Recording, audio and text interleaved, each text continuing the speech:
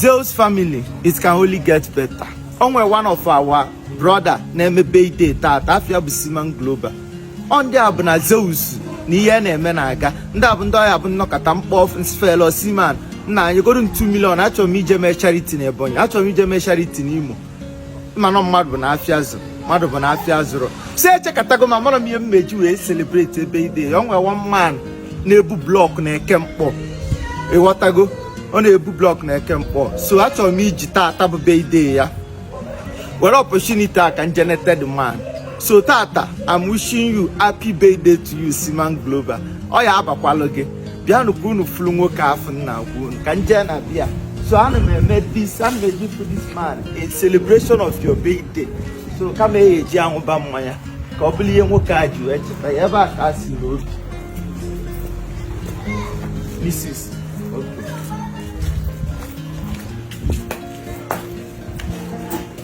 Bro. So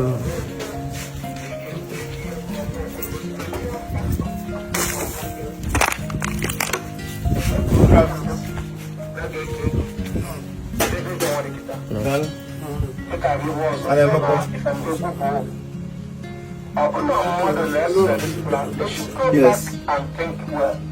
No. Okay, sir. Good. Ever Kibi? Okay. Bobby Basim Konyechi Yazelo. Oh, this man can now go. You want to go? Nay, you Janu Mamele. Make a school push about a block near Kempo.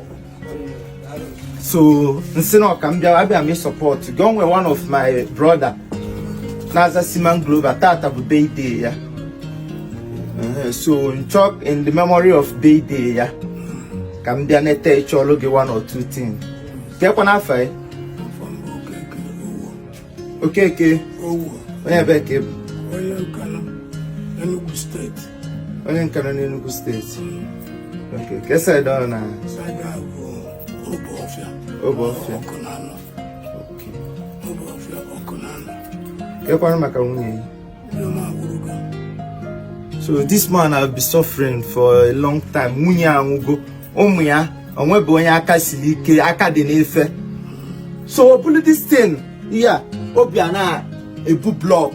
Now, Lord Japa, Madison, the Alumian, J confirm or your bully is open. So, in memory of Lord Zeus family and the Siman Global, sir, from my own account, I know this sum of 100,000 naira.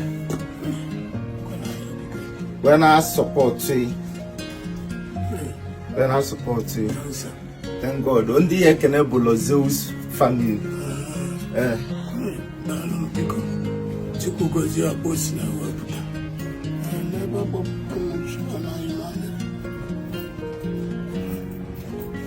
Okay, I'm going to 100,000 support to again.